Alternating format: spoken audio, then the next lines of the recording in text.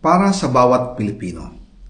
Alam ko na buo ang galit ninyo sa akin ngayon. Nauunawaan ko rin kung bakit. Lalo na at malaki ang halagang nakataya. Pero bago kayo humusga, hayaan ninyong ipaliwanag ko ang buong katotohanan. Matagal akong hindi nagsalita dahil may direktang utos sa akin. Huwag nang bumalik ng Pilipinas at manahimik na lamang.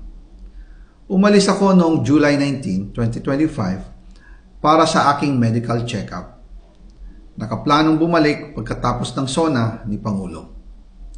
Pero habang papauwi na ako, tinawagan ako ni dating Speaker Martin Romualdez at sinabihan, "Stay out of the country.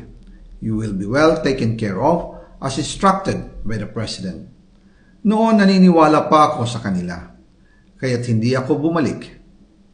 Tumikom ang aking bibig, sumunod ako, pero ang hindi ko alam, ang ibig pala nilang sabihin sa aalagaan ka namin ay gagamitin ako bilang panakipbutas sa kanilang kampanya laban sa korupsyon.